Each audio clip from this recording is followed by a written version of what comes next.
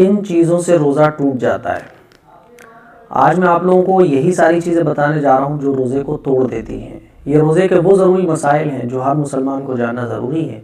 इसीलिए इस क्लिप को ध्यान से सुनिएगा, समझिएगा और दूसरों तक शेयर कीजिएगा। जिन चीज़ों से रोज़ा नहीं टूटता है वो मैं ऑलरेडी आप लोगों को बता चुका हूँ, और आप लोग जो रोज़े से रिलेटेड बहुत सारे क्वेश्चन करते हैं कमेंट बॉक्स में, उन सारे कमेंट्स के भी जवाब क्लिप के ज़रिए दिए जा चुके हैं।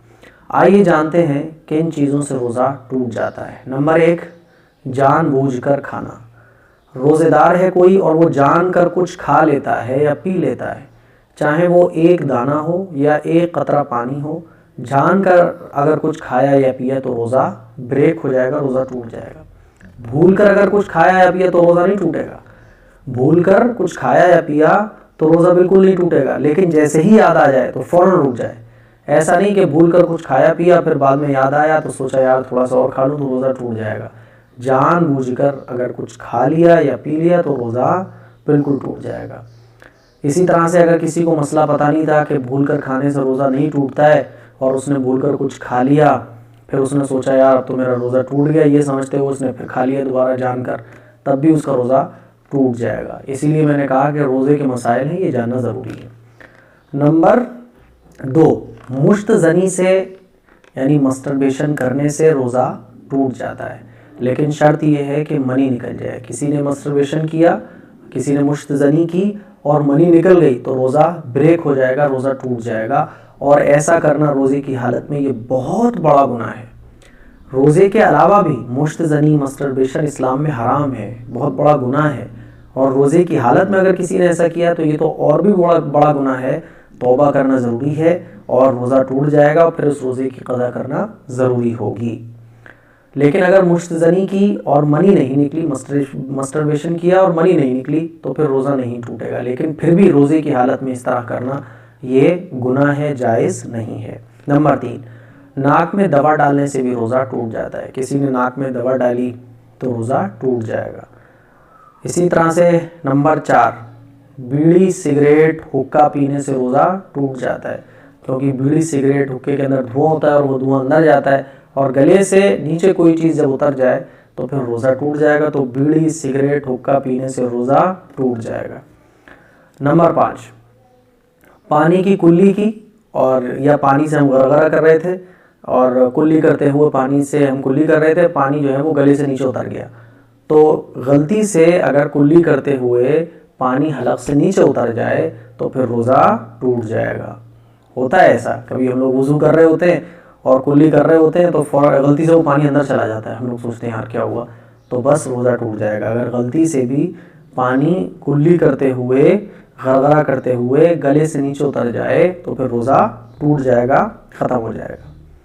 नंबर 6, जानबूझकर वॉमिटिंग करना मुंह भरकर, इससे भी रोज़ा टूट जाता है। अच्छा, कुछ लोग ये समझते हैं कि क़े हो जाए यानी वॉमिटिंग हो जाए तो रोज़ा टूट जाएगा। देखिए एक बात, इस मसले को ज़रा अच्छे तरीके से समझ लें।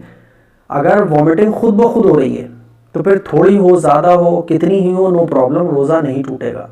लेकिन जानबूझकर कोई वॉमिटिंग कर रहा है, उंगली डाल के, या जी घबरा रहा है तो जानबूझ के वॉमिटिंग कर रहा है और वॉमिटिंग इतनी हो गई कि जिससे मुंह भर जाए, यानी बहुत ज़्यादा हो गई, तो फिर रोज़ा ब्रेक हो जाएगा, टूट जाएगा। बात समझ आ गई? अगर खुद ब खुद वॉमिटिंग हो रही है, क़े हो रही है, खुद ब खुद उल्टी हो रही है, चाहे वो खूब हो, कम हो, ज़्यादा हो, बार बार हो, नो प्रॉब्लम, रोज़ा नहीं टूटेगा। लेकिन खुद से अगर वॉमिटिंग किसी ने की उंगली डाल के या वैसे किसी और तरह से, तो फिर रोज़ा ब्रेक हो जाएगा। नंबर 8, हैज़ और निफास के आ जाने से रोज़ा ब्रेक हो जाता है, रोज़ा टूट जाता है। कोई खातून थी, रोज़ा रखा उसने, हैज़ आ गया, पीरियड टाइम शुरू हो गया, तो फिर रोज़ा टूट जाएगा। इसी तरह से कोई खातून थी, रोज़े की हालत में थी, बच्चे की पैदाइश हो गई, तो रोज़ा टूट जाएगा। और फिर जब तक निफास के जो दिन चलते हैं, फिर जब तक वो ख़त्म नहीं हो जाते उसके बाद ही फिर वो रोज़ा रखेंगी। तो हैज़ और निफास आ जाने से भी रोज़ा टूट जाता है। नंबर 9, रोज़े की हालत में शर्मगाह में कोई दवा रखना, इससे भी रोज़ा टूट जाता है। बहुत सारी बीमारियां ऐसी होती हैं जिनमें शर्मगाह में, चाहे आगे रखना हो या पीछे रखना हो, शर्मगाह में दवा रखी जाती है। तो याद रखिएगा, रोज़े की हालत में अगर कोई शर्मगाह में दवा रखता है तो फिर रोज़ा ब्रेक हो जाएगा, रोज़ा टूट जाएगा। कोई अगर किसी को ऐसी बीमारी है कि दवा रखना ज़रूरी है तो फिर आप ये रोज़े बाद में रखें, इन रोज़ों की क़ज़ा करें जब तक आपकी तबीयत ठीक नहीं हो जाती है। और अगर दवा रखे बिना काम चल सकता है तो फिर आप रोज़े रखें। नंबर 10, दिल के मरीज़ जो होते हैं वो ज़बान के नीचे एक दवा रखते हैं। तो दिल के मरीज़ जो दवा ज़बान के नीचे रखते हैं उससे भी रोज़ा टूट जाता है।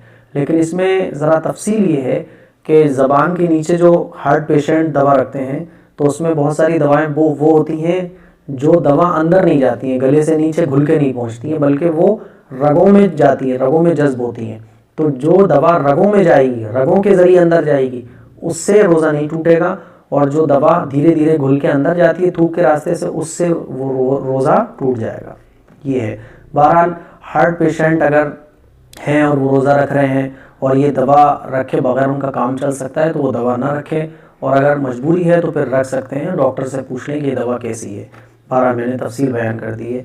इसी तरह से 11, दवाई का भबारा लेने से, ज़ुकाम में जो दवा की भाप ली जाती है ना, तो किसी भी दवा की अगर भाप ली जा रही है तो उससे भी रोज़ा टूट जाता है। रोज़े की हालत में भाप नहीं लेना चाहिए। अगर कोई भाप ले लेता है, दवा की भबारा ले लेता है, तो रोज़ा ब्रेक हो जाएगा। नंबर 12, इन्हेलर से रोज़ा टूट जाता है। दमे के जो पेशेंट होते हैं उनको जो है इन्हेलर की ज़रूरत पड़ती है, तो रोज़े की हालत में अगर कोई इन्हेलर यूज़ करता है तो रोज़ा ब्रेक हो जाएगा। इसीलिए अगर ऐसा मर्ज़ है आपको कि इन्हेलर के बगैर काम ही नहीं चलता है तो फिर आप रोज़े बाद में रखें जब अल्लाह आपको सेहत अता कर दे। और अगर इन्हेलर के बिना काम चल सकता है तो रोज़े की हालत में इन्हेलर का यूज़ ना करें।